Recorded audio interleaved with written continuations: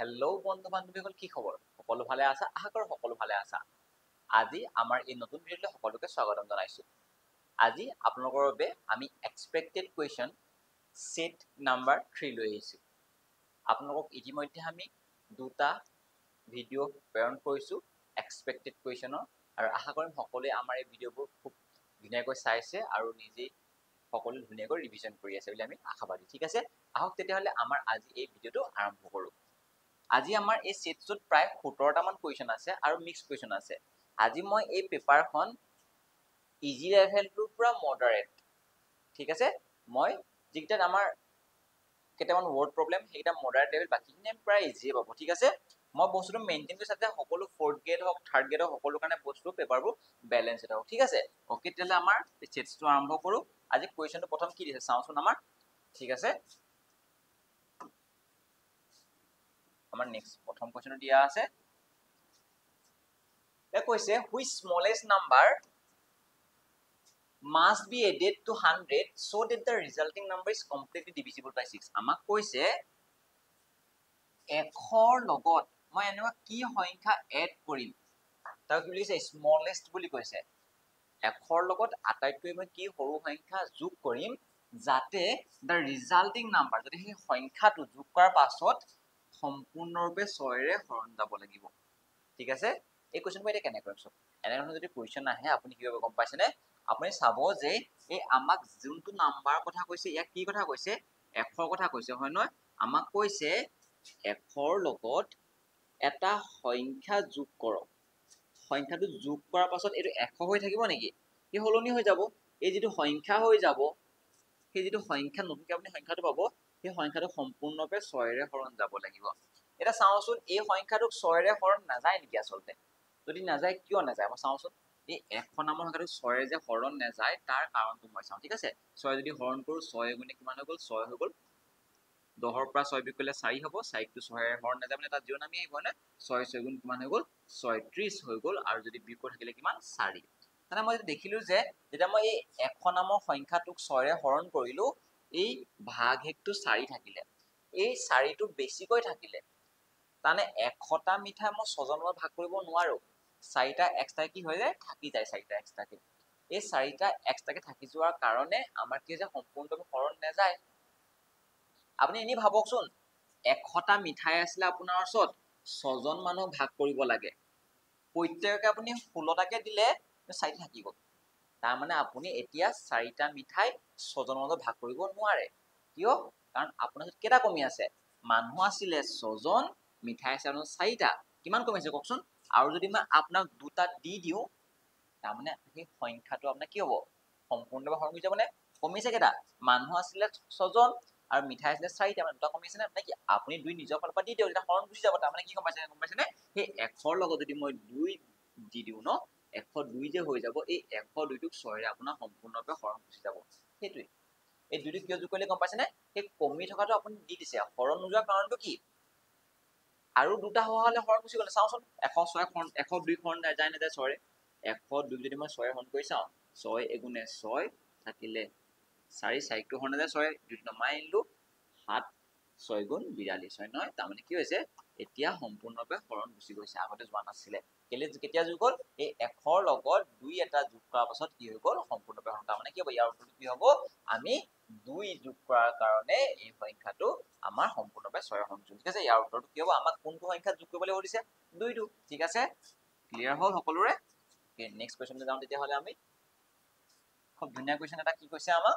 আমাক কৈছে 0.12 এনেকৈ ডট ডট দি থোৱা আছে। তাৰমানে এইটো কি হৈ আছে? ইয়াৰ দশমিক বিস্তৃতিটো কি হৈ আছে? নন টাৰ্মিনেটিং, মানে ওলাই ওলাই গৈয়ে আছে, শেষ হোৱাই নাই, অপৰিসমাপ্তি। আৰু কি হৈছে? 1 2 1 2 1 2 এনেকৈ ৰিপিট হৈছে, মানে একেটা সংখ্যাকে একেটা অংককেইটাকে কি হৈছে? ৰিপিট, মানে পুনৰাবৃত্তি হৈছে বুলি কোৱা হয়, মানে পৌনঃপুনিক হৈছে বুলি কোৱা হয়, হয় নহয়? এইটো মানে কি হৈছে? এইটো শেষ নাই হোৱা, গৈ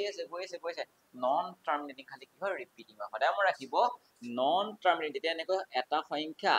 নন টাৰ্মিনেটিং হয়, মানে দশমিক বিস্তৃতি যদি সকলোৱে সদায় যদি ওলাই ওলাই গৈ থাকে, যদি শেষ নহয়, লগতে যদি সি ৰিপিটিং হয়, ৰিপিটিংটো অসমীয়াত কি বুলি কোৱা হয়? পুনৰাবৃত্তি বুলি কোৱা হয় আৰু ইংলিছত আৰু নাম আছে কি বুলি কোৱা হয় ৰিকাৰিং বুলি কোৱা হয় ঠিক আছে ৰিকাৰিং যেতিয়া ৰিকাৰিং বা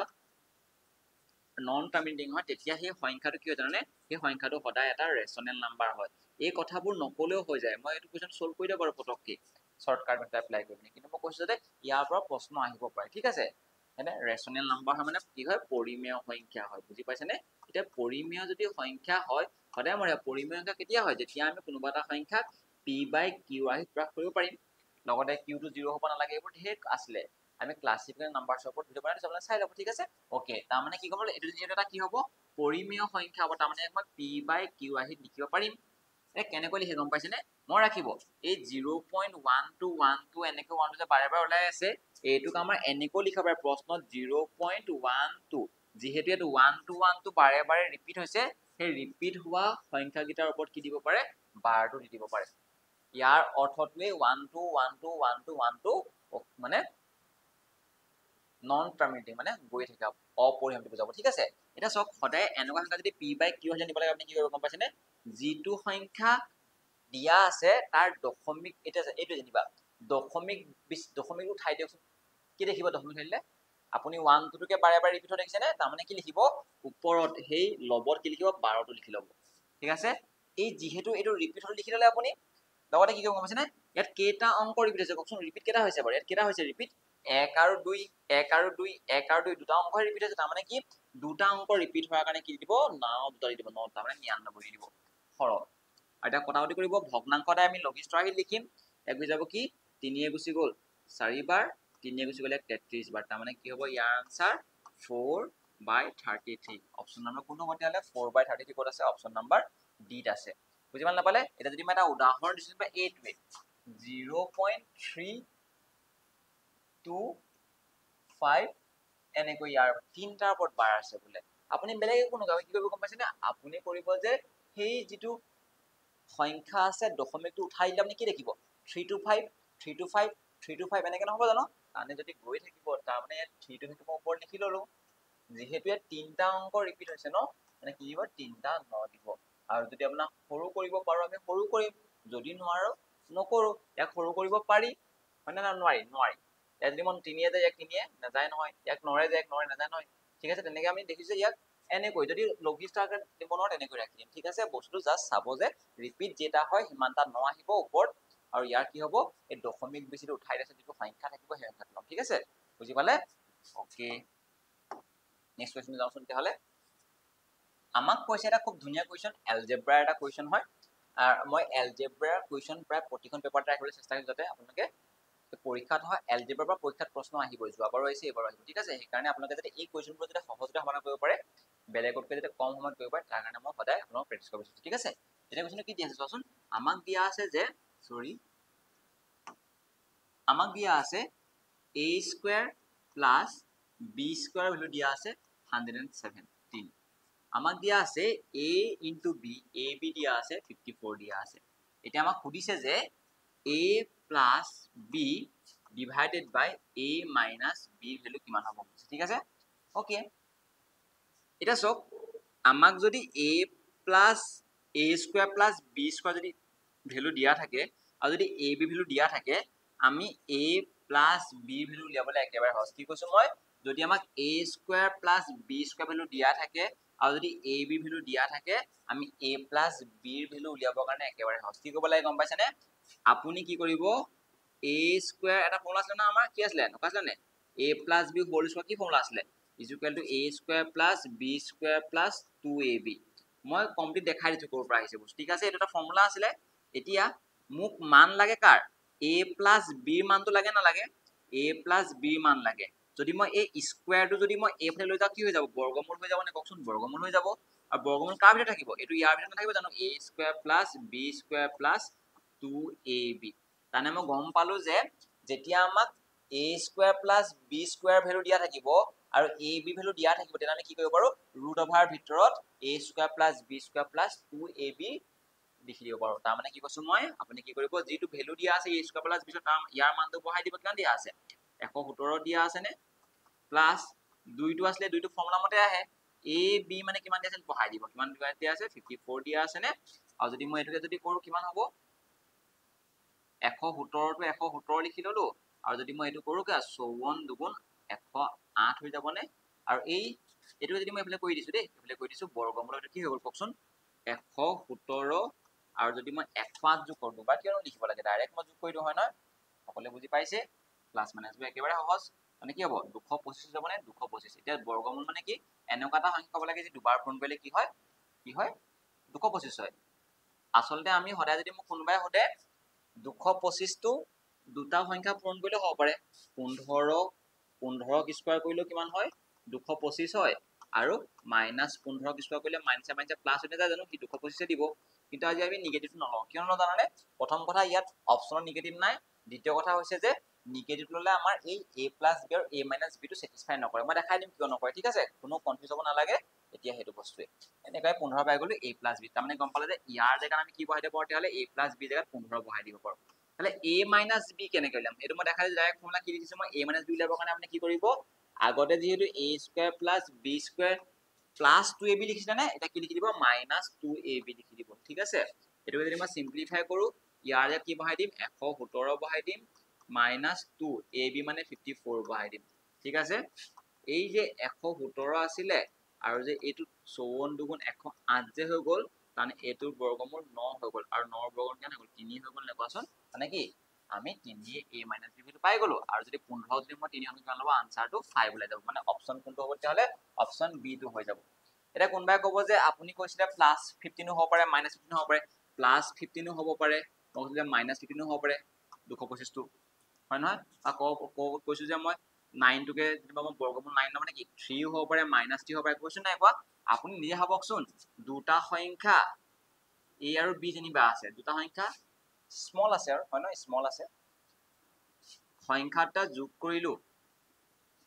আৰু সংখ্যাকেইটা বিয়োগ কৰি যদি মই এইকেইটা স্যাটিসফাই কৰিলো পজিটিভিটাটো হয় আনসাৰটো হয় নিগেটিভ কিলে হোৱা নাই চাওকচোন আপুনি নিজে ভাবকচোন দুটা সংখ্যা যদি যোগ কৰি যদি -15 হয় সেই সংখ্যাটা বিয়োগ কৰিলে -3 হ'ব পাৰে নে নোৱাৰে বাৰু ভাবকচোন হ'ব পাৰে নোৱাৰে যদি মই a + b ভ্যালু দেই a + b ভ্যালু যদি মই -15 লওঁ -15 ললো a - b ভ্যালু যদি মই -3 ললো -3 যদি লওঁ মাইনাস মাইনাস কেনসেল কি থাকিব কওকচোন সেই 5 টো ওলাব নলাব আমাৰ এইটো অপচন ওলাইছে নাই লোৱা পজিটিভটো ওলাব কিন্তু যদি আপুনি এটা ভ্যালু যদি নিগেটিভ লয় এটা ভ্যালু যদি পজিটিভ লয় তেতিয়া আপুনি নিগেটিভ সংখ্যা এটা যদি আপুনি পজিটিভ সংখ্যা এটা যদি হৰণ কৰি দিয়ে এটা নিগেটিভ কিবা এটা সংখ্যা আছিলে এটা পজিটিভ সংখ্যা এটা আনসাৰটো কি দিব নিগেটিভ আছে নেকি আমাৰ কওকচোন নাই নহয় আৰু তেতিয়া হলে এই নিগেটিভ এটা ললে পজিটিভ এটা ললে আমাৰ সেই ইকুৱেশনটো স্যাটিসফাই নকৰিব ঠিক আছে ইমান কনফিউজ দৰকাৰাই নাই ইমান ব্যস্ত যাবলৈ দৰকাৰাই নাই জাস্ট পজিটিভ এটা ল'ব আৰু মানকেইটা বহাই দিব ঠিক আছে ওকে নেক্সট কোৱেশ্চন যাওঁ তেতিয়াহলে সব এই কোৱেশ্চনবোৰ মই খুব সহজতে পটাপট কৰি দিব পাৰিলেন আপোনালোক যাতে যিসকলে বস্তুবোৰ শিকি আছে তেওঁলোকৰ বাবে যাতে সুবিধা হয় তাৰ কাৰণে মই গোটেই বস্তুটো এক্সপ্লেইন কৰিছো যিসকলে জানে মই কৈছো আপোনালোকে অকল প্ৰশ্নকেইটা লওক নিজে সলভ কৰক ঠিক আছে একো সমস্যা নাই কাৰণ সময় একেবাৰে সীমিত হয় আমাৰ ওচৰত ঠিক আছে পৰীক্ষা পালেহি আমাক কৈছে যে এই সমীকৰণটো এই ইকুৱেশনটো এই সমীকৰণটো আমাৰ কি হৈছে ৰুটছ উলিয়াবলৈ কৈছে মূল আমাৰ অসমীয়াত মূল বুলি কোৱা হয় ঠিক আছে 2x² - 11x + 15 = 0 আপুনি যদি ভালদৰে মন কৰে এটো কোৱা হয় দ্বিঘাত সমীকৰণ এটো কোৱা হয় কোৱাড্ৰেটিক ইকুৱেশন বুলি কিয় কোৱা হয় ইয়াক কোৱাড্ৰেটিক ইকুৱেশন বুলি কোৱা হোৱাৰ কাৰণটো হৈছে যে সেই x ৰ ওপৰত কি আছে হাইয়েষ্ট পাৱাৰ উচ্চতম ঘাতটো 2 আছে সেই x ৰ ওপৰত কি আছে উচ্চতম ঘাত মানে হাইয়েষ্ট পাৱাৰটো কি আছে 2 আছে কাৰণে তাক কি বুলি কোৱা হয় কোৱাড্ৰেটিক বুলি কোৱা হয় x ৰ ওপৰত 2 আছে নে নাই সবকে ডাঙৰটো কি পাৱাৰটো ঠিক আছে এনেকুৱা ইকুৱেশনবোৰ সলভ কৰা ফেক্টৰাইজেচন বুলি এটা মেথড আছিলে কিন্তু মই ইমান এক্সপ্লেনেশ্যন নিদিও আৰু মই শৰ্টকাটটো শিকাই দিছো আপুনি কি কৰিব গম পাইছেনে এই 2 ৰ লগত এই 15 টো পূৰণ কৰি দিব 2 ৰ লগত 15 যদি পূৰণ কৰে আপুনি কি পাব 30 পাবনে বাৰু পূৰণফল 30 পাব সেই 30 টোক এনেকুৱা দুটা সংখ্যাত ভাগ কৰিব 30 টো কাক কৈছো মই 30 টো যাতে এই 15 টোৰ আগত কি চিন আছে প্লাস চিন আছে নে যাতে প্লাস কৰিলে প্লাস থাকিলে প্লাস মাইনাস থাকিলে মাইনাস আজি 2 ৰ লগত 15 পূৰণ কৰিলো 30 হৈ গ'ল 30 টোক এনেকুৱা এটা সংখ্যাত ভাগ কৰিব লাগে যাতে প্লাস কৰিলে এই চিনটো ঠিক আছে প্লাস কৰিলে কি ল'ব লাগে এই সংখ্যাটো মানে 11 ল'ব লাগে আপুনি ক'ব যে আৰু সেই সংখ্যাটো যদি আমি পূৰণ কৰে সেই 30 টো পাব লাগিব ঠিক আছে এনেকুৱা এটা সংখ্যা ক'ব লাগে যি প্লাস কৰিলে এই মাজৰ সংখ্যাটো প্লাস বুলি কেলে কৈছো এইটো ধ্ৰুবক পদ বুলি কয় এইটো লাষ্টৰ পদটো ঠিক আছে ধ্ৰুবক পদৰ আগৰ সংখ্যাটো প্লাস আছে কাৰণে আৰু মাজত কি আছে 11 সংখ্যাটো আছে ঠিক আছে এনেকুৱা সংখ্যা কি হওকচোন মোৰটো মনতে আছে 6 আৰু 5 ডাঙৰ সংখ্যাটো আগতে 5টো পিছত সৰুটো পিছত লিখিব ঠিক আছে যদি কাৰ প্ৰবলেম মনলৈ অহা নাই আপুনি কি কৰিব গম পাইছে নে আপুনি কি কৰিব সংখ্যাবোৰ প্ৰাইম ফেক্টৰাইজ কৰি যাব মানে মৌলিক সংখ্যা হৰণ কৰি চাব আপুনি যদি পাহৰিছে বোলে কিহেৰে 2 ৰে হৰণ কৰি চাচোন 2 ৰে 15 বাৰ গুচি গ'ল এইটো যে 15 লগত 2 যোগ কৰিলে 11 হয় নেকি নহয় তাৰমানে নাই পৰা এতিয়া লাগে 15 লগত 2 যোগ কৰিলে 11 নহয় ন তাৰমানে আমি আৰু যাম 11 হ'বই লাগিব মাজৰ সংখ্যাটো 3 যদি মই হৰণ কৰিব কিমান হ'ব 3 5 গুণ 15 হয় নহয় 3 এ 15 5 বাৰ গুচি গ'ল এটা যদি মই চাওঁ এই 2 3 গুণ 1 মিলি কিমান হৈ গ'ল কচোন 2 3 গুণ 6 হৈ গ'ল নে 6 আৰু এইটো কি হৈ গ'ল 5 হৈ গ'ল নে মানে 6 আৰু 5 তাৰমানে কি পালে সংখ্যা 6 আৰু আপুনি 5 পালে কিন্তু এটা কথা শেষ হোৱা নাই নিয়মটো ঠিক আছে মই প্ৰথম সংখ্যাটা উলিয়াবলৈ শিকাই ললো তাৰপৰা কি কৰিব গম পাইছে নে আপুনি এই x স্কয়াৰ লগত থকা নাম্বাৰটো যি নাম্বাৰ নাথাকা কি কৰি দিব হৰণ কৰি দিব দুইটাকে হৰণ কৰি দিব নিয়ম হয় এনে ফেক্টৰাইজেশনটো শৰ্টকাটটো মই শিকাইছো ঠিক আছে এইটো নিয়ম হয় তাৰপৰা কৈছো কি কৰিব শুনিব দেই হৰণ কৰাৰ পাছত আপুনি চিন দিব লাগিব এই দুইটা সংখ্যাতে চিন দিব লাগিব কি দিব গম পাইছে নে চাব যে এই যে প্ৰথম চিনটো সদায় সলনি হ'ব এই যে মাইনাস আছে দেখিছে নে সেই মাইনাসটো সদায় কি হ'ব সলনি হৈ যাব প্লাস হৈ যাব প্লাস থাকিলে মাইনাস হৈ যাব মাইনাস থাকিলে প্লাস হৈ যাব ঠিক আছে আৰু এই যেটো চিন আছে এই চিনটো ডিপেন্ড কৰিব ইয়াৰ ওপৰত এই চিনটো সলনি হ'ব নহব ডিপেন্ড কৰিব ইয়াৰ ওপৰত এই চিনটোৱে ই কেতিয়া সলনি হ'ব গম পাইছে ই সলনি হ'ব তেতিয়া যেতিয়া ইয়াৰ আগত প্লাস চিন থাকে ইয়াত মাইনাস আছে ই সলনি হ'ব নি এই সলনি নহয় তাৰমানে কি গম পালে দুটা প্লাস আছে আকবা কৈ দিছো এটা কি চিন আছিলে মাইনাস আছিলে এটা কি আছিলে প্লাস আছিলে এই প্ৰথম চিনটো সদায় সলনি হ'ব মাইনাসটো প্লাস হৈ যাব প্লাস থাকিলে মাইনাস হৈ যাব সলনি হ'ব এই পিছৰ চিনটোৱে চাব যে আগৰটো যদি চাই দেখিছে যে ই মাইনাস এই সলনি নহয় ই সলনি কেতিয়া হ'ব যেতিয়া ইয়াৰ আগত প্লাস চিন থাকে ঠিক আছে মানে প্লাসে থাকিব তেতিয়া গম পাইছে নাই সেইটোৱে আমি গম পোৱাৰ পাছত কি পালো তেতিয়া হলে এনেকে পাইছো আৰু যদি হৰণ যায় হৰণ কক 6 যদি 2 সংখ্যা 3 ওলাব নোলাব প্লাস 3 ওলাব আৰু কি হৰণ নাযায় তেনেকে ভগ্নাংশ থাকিব অপচন ভগ্নাংশতে আছে তেতিয়া হলে আমি কি কৈছো 3 আৰু 5/2 ক'ত আছে কওকচোন দুইটাতে এইটো আছে প্লাসটো নিদিলেও হয় এখানে প্লাসটো ইয়াত দিয়া নাই 3 আৰু 5/2 গম পাইছে শৰ্টকাটটো এইটো আছে হ'ব ক্লিয়াৰ হ'ল নেক্সট কোৱেশ্চন এটা কৈছে in a herd of cows the numbers of legs is 14 more than the twice the numbers of heads the numbers of cows in the herd is আমাক কৈছে গৰুৰ এটা জাক আছিল বুলি কৈছে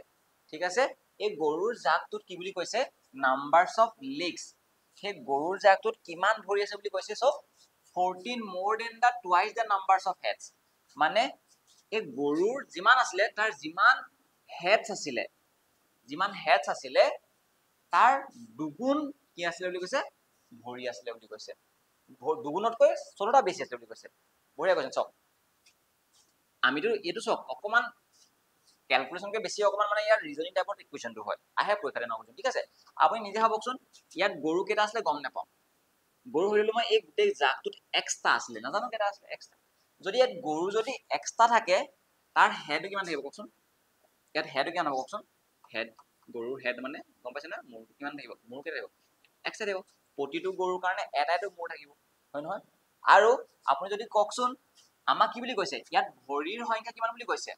ভৰিৰ সংখ্যা যিমান গৰু আছিলে গৰুৰ কি আছিলে মূৰ আছিলে তাৰ দুগুণতকৈ তাৰ দুগুণ মানে কি কওকচোন যিমান গৰুৰ মূৰ আছিলে মুণ্ডটোতকৈ দুগুণ বুলি কৈছে দুগুণতকৈ কিমান বেছি বুলি কৈছে কেনে বেছি বুলি কৈছে 14টা বেছি বুলি কৈছে বুজিছা নাই পা এটো কাৰ সংখ্যা কওকচোন এটো কি কলো গৰুৰ মুণ্ডৰ সংখ্যা তাৰ দুগুণ কৰি 14 যদি যোগ কৰি দিও কাৰ সমান হৈ যায় বুলি কৈছে গৰুৰ কাৰ সমান ভৰি কেটাৰ সমান হৈ যায় গৰু যিমান জাক আছে তাৰ ভৰি টোটাল ভৰি আনি যাওকচোন এজনী গৰু কেটা ভৰি থাকে চাইডে থাকে নাথাকে গৰু এটাৰ চাইডেকে ভৰি থাকিব নাথাকিব তাৰ মানে কি হ'ব এই সমীকৰণটো এনেকুৱা ধৰণৰ হৈ যাব সমীকৰণটো সম্পূৰ্ণ এনেকুৱা ধৰণৰ হৈ যাব গম পাইছে নাই পা আকৌ এবাৰ কৈ দিছো মই x জনী গৰু আসলে xটা মুণ্ড থাকিব তাৰ যদি মই দুগুণ কৰি 2 এ পূৰণ কৰিব লাগিব আৰু তাৰ যদি মই 14 যোগ কৰো কিমান হৈ যাব এটো কি হৈ গল এটো কাৰ সংখ্যা হৈ গল গৰুটোৰ ভৰিৰ সংখ্যা কিমান থাকিব গৰুৰ ভৰি এটা গৰুৰ চাইডেকে ভৰি থাকিব বুজিছা নাই পোৱা এটো যদি মই ক্যালকুলেশন কৰো এই 2x যদি মই এফালে লৈ যাও কিমান হ'বচোন থাকি যাব 14 হয় নহয় এটো 4x আছিলে প্লাস টো হলে কি -2x হৈ গল নে 14 ইকুয়াল টু কিমান হৈ গল 2x গলে বিয়োগ কৰিলে 4টা x পৰা 2টা x হলে 2টা x থাকিলে আৰু এই দুইটো পূৰণ হৈছে বলে কি হ'ব হৰণ হৈ যাব নে x বুলি কিমান হ'ব তেতিয়া হলে 7 হৈ যাব তাৰ মানে গৰুৰ সংখ্যা কিমান আছে গৰুৰ সংখ্যা লৈছে x মানে কিমান গৰুৰ সংখ্যা লৈছে তাৰ মানে কিমান হ'ব 7 খুব ধুনীয়া কোৱেশ্চন আছে ঠিক আছে এতিয়া আমি নেক্সট কোৱেশ্চনলৈ যাওঁ আপুনি কি দিয়া আছে আকৌ এটা এলজেব্ৰা কোৱেশ্চন আনিছো যাতে আমি আইডিয়াবোৰ লওঁ তাতে ইয়াত ঠিক আছে দিয়া আছে a by b plus b by a is equal to 2 আমাক কৈছে a minus b ৰ ভ্যালু কিমান হৈছে ইয়াৰ ভ্যালুটো কিমান হ'ব দিছে সো মই কৈছো নহয় আপুনি হে a minus b হক a plus b যদি ভ্যালু লাগে আমি a plus b whole square আৰু a minus b whole square ভাবে ভাবিম ঠিক আছে এটো কেনে কম চাওচোন আপোনালোকে এটা কথা গম পাইনে বাৰু এই সমান চিনটো অৰ্থটো কি বাৰু সমান চিনৰ অৰ্থটো কি মানে সমান চিনৰ বাও হাতে যিমান থাকিব সমান চিনৰ সোঁ হাতে সিমান থাকিব যদি মই a আৰু যদি মই b সমান বুলি কওঁ মানে কি a এর মান যিমান হ'ব b এর মান সিমান ই যদি a যদি 2 হয় b ও 2 হ'ব ঠিক আছে হেতুটো বুজি পাইছে নিজে ভাবকচোন আপুনি a আৰু b যদি সমান হয় ইয়াক যদি মই 2 ৰে পূৰণ কৰো এফালে কি কৰিব লাগিব কোন এফালে 2 পূৰণ কৰিব লাগিব না লাগিব সিম্পল কথা তেতিয়া আমাৰ থাকিব এসে एग्जांपल 3 লগত 3 সমান যেনিবা যদি মই 3 লগত যদি মই 2 পূৰণ কৰি দিও এতিয়া সমান হ'ব নেকি ই 6 হৈ যাব নহয় এটো সমান নহব নহয় মনটো ভুল হৈ যাব নহয় তানে কি ইয়াকো 2 কৰিলে কি হৈ যাব সমান হৈ যাব গম পাইছে নে আকৌ সেই বস্তুটো আমি ইয়াত ইউজ কৰিম ঠিক আছে অকমান সেই আইডিয়াবোৰ ইয়াত ইউজ কৰিম এটা সো মই দুই ফালে কি কৰিলো গম পাইছে নে a b এটা পূৰণ কৰি a ফালেও এই সমান চিনৰ a ফালেও মই a b এটা পূৰণ কৰি দিছো আৰু সমান চিনৰ a ফালেও a b এটা পূৰণ কৰি দিছো এটা পূৰণ কৰিম কি হ'ব বিতৰণ বিধি হ'ব ইয়াৰ লগতো পূৰণ হ'ব তাৰ মানে কি হ'ব a b টো পূৰণ হ'ব কাৰ লগত a by b ৰ লগত প্লাস চিন আছে a b টো কাৰ লগত পূৰণ হ'ব a b টো পূৰণ হ'ব b by a লগতো পূৰণ হ'ব আৰু 2ab আছিল কি লাভ গম পাইছে নে a b b ক্যান্সেল গুচি গল থাকিলে কি কোৱাচোন a স্কয়াৰ হয় না বাৰু ঠিক আছে প্লাস a ক্যান্সেল গুচি গল না থাকিলে কি কোৱাচোন b আৰু b কি হ'ব b স্কয়াৰ হৈ যাব নে ইকুয়ালি কি আছে কোৱাচোন 2ab নাছিলে জানো আছিলে মই যদি এটা কাম কৰছুন এই a square to a square লিখিছো মই b স্কয়ার টু মই b স্কয়ার লিখিছো এই প্লাস 2ab যদি এফালে হৈছে কি মাইনাস 2ab হৈ যাব নে বাৰু এই যদি মই এফালে লৈ গুচি আহিলো সমানচিনৰ পৰা এফালে লৈ গুচি থাকিলে কি কোৱাচোন সমানচিনৰ এফালে 0 থাকি গল নে বাৰু 0 থাকি গল তুমি মোক এটা নিজে কোৱাচোন এই a square plus b square minus 2ab formula অলপ আগত মই লিখিছিলো নেকি আসলে আপোনালোকে জানে যে a square plus b square minus 2ab মানে হৈছে কাৰ ফৰ্মুলা a মাইনাস b হোল স্কয়াৰ ফৰ্মুলা তাৰমানে কি বুজি পালে মই এই এহেতৰ ঠাইত মই কি লিখিব পাৰো তেতিয়ালে কওকচোন ইয়াৰ জেগাত মই a minus b whole square লিখি দিব পাৰো নে নোৱাৰো পাৰো কেলে কাৰণ আমি a2 আৰু a2 কি হয় সমান হয় সেইকাৰণে লিখি দিব পাৰো ইয়াৰ জেগাত এটা মই কৈছো কি a minus b ৰ ভ্যালু কিমান আপুনি নিজে ভাবকচোন a minus b যদি মই উলিয়াবলৈ হয় এই স্কয়ার ৰুটটো হলে কি হ'ব 0 এফালে বৰ্গমূল আহি যাব নে মানে 0 এফালে স্কয়াৰ হৈ যাব স্কয়াৰ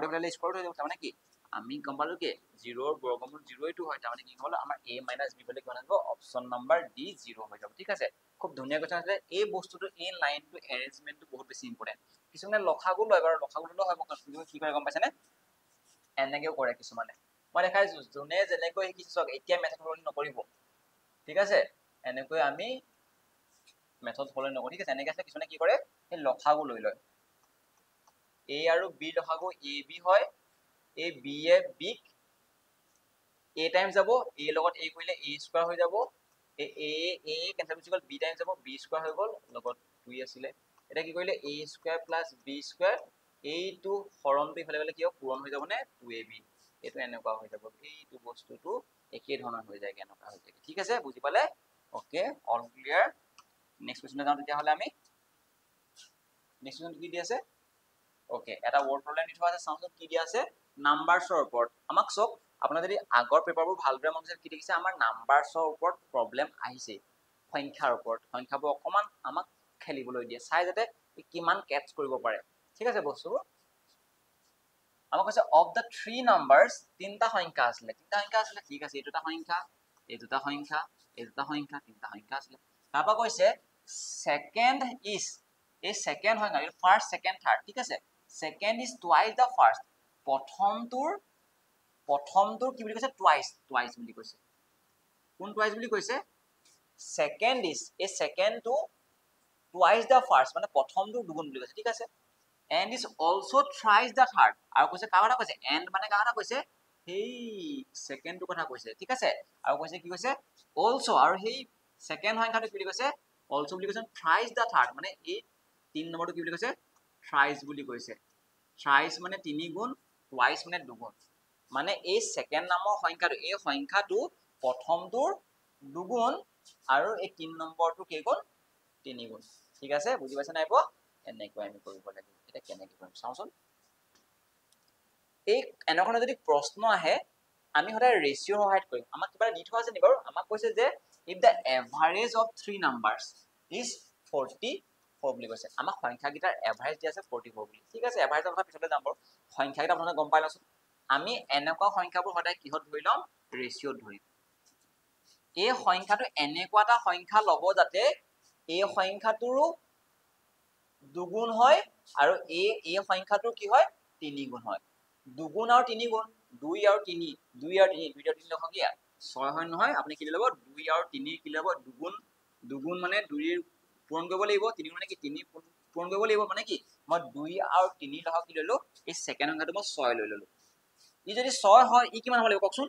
ইয়াৰ দুগুণ হ'ব লাগিব না লাগিব মানে কিমান হয় 3 হ'ব লাগিব কাৰণ 3 ক যদি মই দুগুণ কৰো তেতিয়াহে 6 হ'ব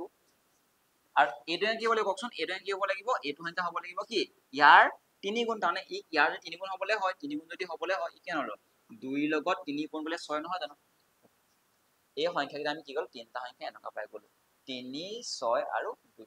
এটা কৈছে if the average of the three numbers এই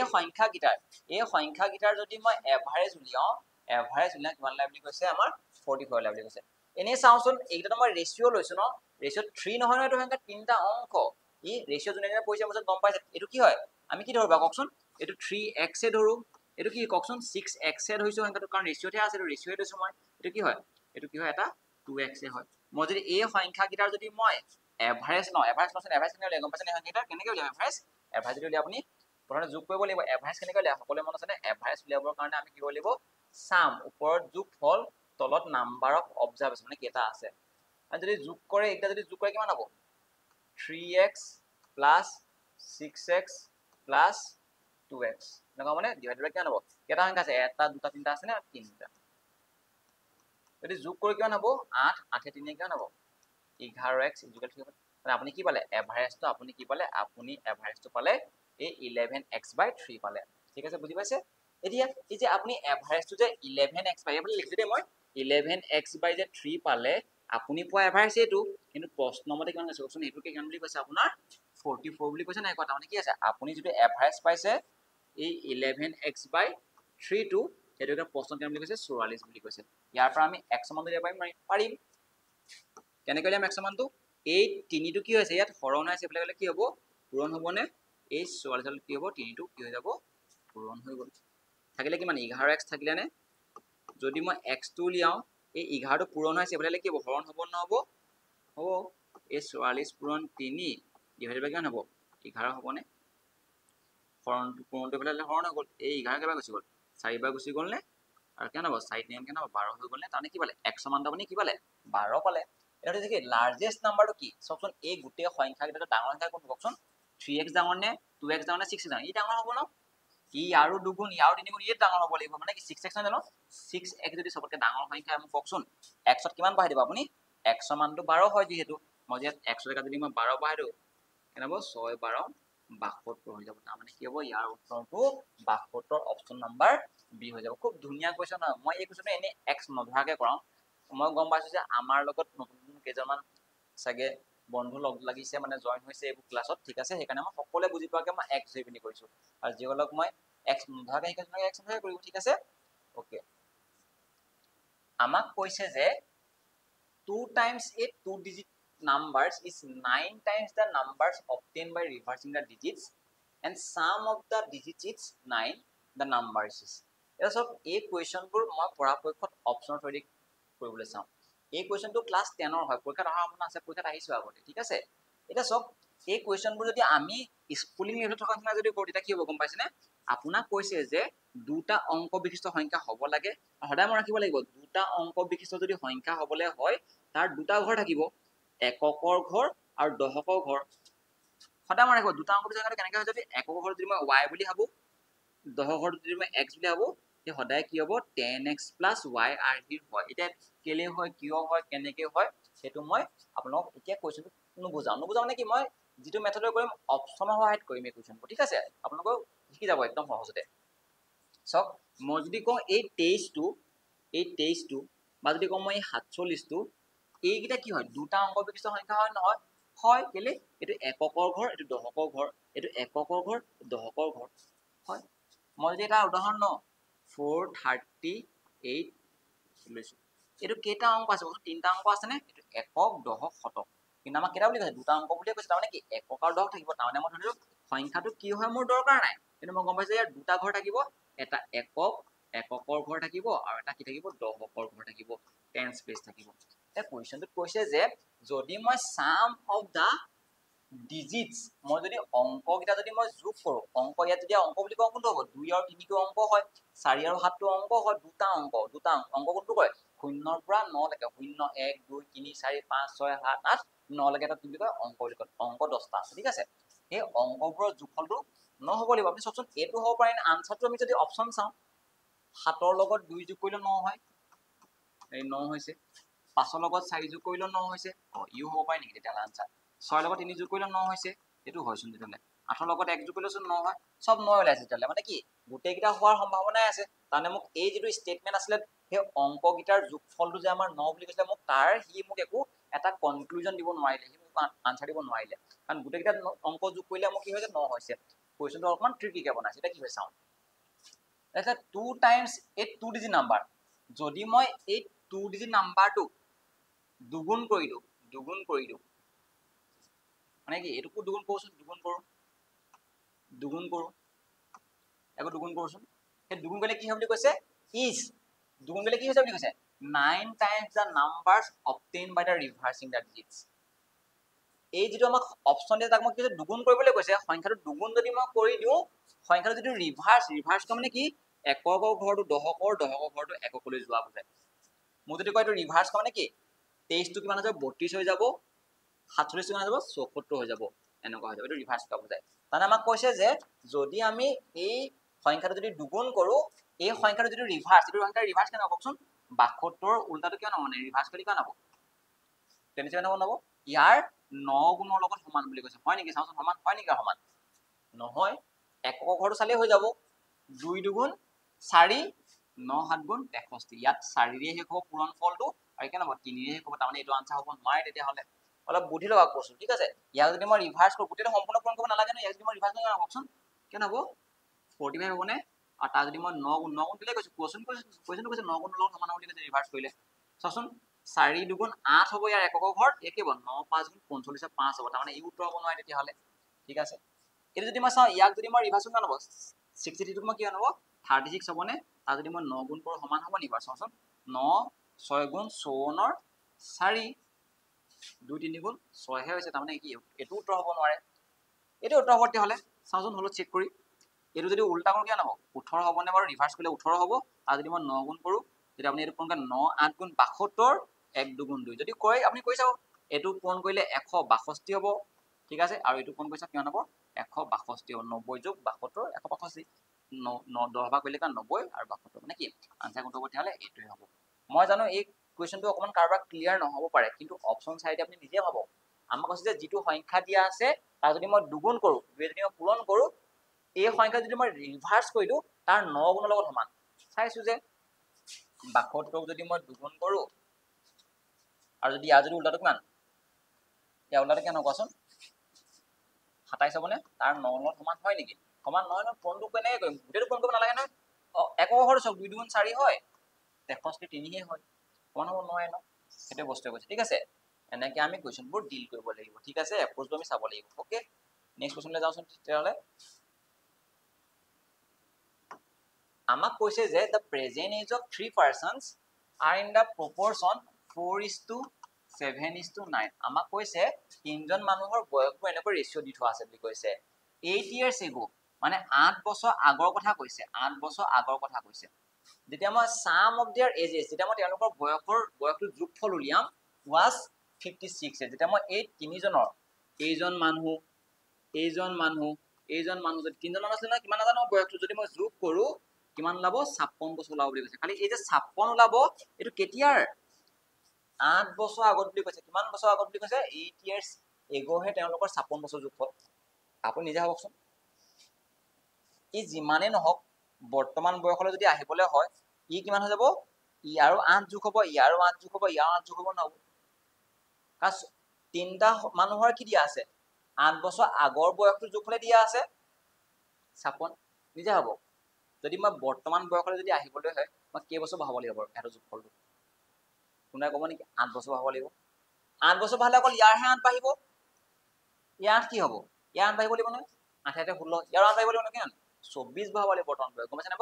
গোটেই তিনটা মানুহৰে 8 বছৰ কথা কৈছো আপোনাৰ 8 বছৰ আগত মোৰ 8 বছৰ আগত মোৰ লগৰজনৰ 8 বছৰ আগত তাৰমানে কি সবৰে 8 বছৰ কমাই থৈছো নে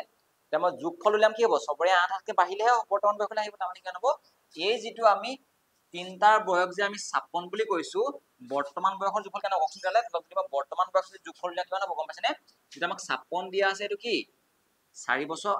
কি বছৰ আছে 8 বছৰ আগতে কৈছে আৰু তিনটা মানুহৰ যদি 8 কে যদি কমাই থৈছিলে 8 কে যদি মই বহাই দিও কিমান বাঢ়িব কওকচোন 24 নাবাঢ়িব জানো 8 3 24 হয় নহয় জানে কি হ'ব 24 বাঢ়িব 24 বাঢ়ি কেনে হ'ব 80 হৈ যাব তাৰমানে মই গম পালো যে এহঁতৰ বৰ্তমান বয়সৰ যোগফল কিমান হ'ব 24 হ'ব 8 বছৰটো মই বহাই দিলো নহয় 8 বছৰ আগৰ আছিলে এতিয়া পিছলৈ লৈ আহিলো নহয় 8 বছৰ আগৰ 24 হৈ ঠিক আছে মানে গম পালো যে এওঁলোকৰ বয়সৰ বাট এইটো দিয়া আছে বৰ্তমান আৰু এতিয়া কিমান কৈছো আমি 80 পাই গৈছো যোগফলটো আপুনি নিজে ভাবকচোন যদি মই যোগ কৰো এটা কিমান হ'ব 11 এটো এনে কিমান হ'ব এই জনৰ বয়স কেনে হ'ব 4x হ'ব এটো কিমান হ'ব 7x হ'ব এটো কিমান হ'ব 9x হ'ব নহ'ব যদি মই এইকেইটা যোগ কৰো কিমান হ'ব 11 প্লাস 9x কিমান হ'ব 20x হ'ব নে যোগ কৰি 20x প্ৰশ্ন মতে খালি আমি কিমান পাইছো 80 পাইছো ঠিক আছে 56 কৰি নিদিব আকৌ এইটো বৰ্তমান বয়সে বুজাইছে কি হৈছে তেওঁলোকৰ প্ৰেজেন্ট এজ বুলি কৈছে নে নাই কোৱা এতিয়া বৰ্তমান বয়স এইটো কি হয় এইটো আসলে 8 বছৰ আগত 24 যোগ আছে কি বৰ্তমান বয়সত আহি গ'ল না এতিয়া সমান হ'ল গম পাইছে নাই কোৱা 100 বুলি যদি উলিয়াও কিমান হ'ব 80 যদি আপুনি 20 এৰ হৰণ কৰি কিমান হ'ব 100 বুলি 4 উলাই গ'ল আমাৰ কোৱেশ্চনটো সুধিছে কি কওকচোন the present age of eldest সবকে ডাঙৰজনৰ বয়স উলিয়াবলৈ কৈছে ডাঙৰ কোন কওকচোন 4x হ'ব নে 7x নে 9x 9x ডাঙৰ হ'ব তাৰমানে কি গম পালে 9x বুলি উলিয়াবলৈ কৈছে 9x কিমান হ'ব 9 ইনটু কিমান বঢ়াই দিব 4 বঢ়াই দিব 9 4 কিমান হৈ যাব 36 বছৰ অপচন নম্বৰ কি হ'ব তেতিয়া হ'লে অপচন নম্বৰ 36 এ টো হৈ যাব বুজি নাপালে ইজি আসলে মুখতে যাব 24 যায় 8 8 8 কে 24 56 24 80 এইটা যোগ কৰিলে 20 টা অংক 20x 20x 80 এটা x এ 4 হ'ব 9 টা অংক 36 হ'ব ঠিক আছে সব এইবোৰ কোৱেশ্চন যদি এপ্ৰোচ কৰে ন এইবোৰ কোৱেশ্চন আমি খুব বেছি 20 সেকেন্ডত কৰিব পাৰিম ঠিক আছে নেক্সট কোৱেশ্চন কি দিছে চাওচোন এটা সাৰ্চৰ কোৱেশ্চন দিয়া আছে আমাক এনেকৈ দিয়া আছে সৰি আমাক দিয়া আছে 9 to the power x 3 to the power 5 27 to the power 3 3 into 81 to the power 4 আৰু 27 দিয়া আছে আৰু কৈছে যে n ৰ ভ্যালু কিমান হ'ব আমাক যদি n কা যদি সাৰ্চ এই n যে আছে n টো কৈছে কওকচোন এই পাৱাৰত আছে নে n কা যদি আমাৰ কোৱেশ্চন আহে পৰীক্ষাত সদায় আপুনি কি কৰিব চাব বেসটো মিলাবলৈ চাব বেস মানে ভূমি মিলাবলৈ চাব আপুনি ভালদৰে চাওচোন ইয়াৰ বেস কিমান বাৰু ইয়াত বেস মানে কি এই যে লিখে 9 to the power n এই 9 টো কোৱা হয় বেস ইয়াত বেস 9 ইয়াত 3 ইয়াত 27 ইয়াত বেস 3 ইয়াত আছে 81 আমাৰ সবৰে বেসবোৰ মিলাবলৈ চাম আৰু কেনেকৈ মিলাব মই বুজিছো আটাইতকৈ সৰু কোনটো তালৈ নিব কি দেখিছে ডিফাইন টাইপস 9 দেখিছে বেস 3 দেখিছে বেস 27 দেখিছে বেস আৰু কি দিছে 81 দেখিছে বেস এই গুটে গিটাতকৈ সবতকৈ সৰু কোনটো কওকচোন এই 3 তে সবতকৈ সৰু হয় না মানে কি 3 টো নিবলৈ চাম ঠিক আছে বুজি পাইছে না এক মিনিট ওকে এতিয়া আমি 3 লে কেনেকৈ নিম এটা সকলোৱে জানিব লাগে যে 3 স্কয়াৰ মানে হৈছে 9 3 কিউব মানে হৈছে 27 আৰু 3 to the power 4 মানে হৈছে 81 কাৰবা যদি খেলি মেলি তাৰমানে কি কৰিব পাৰে আপুনি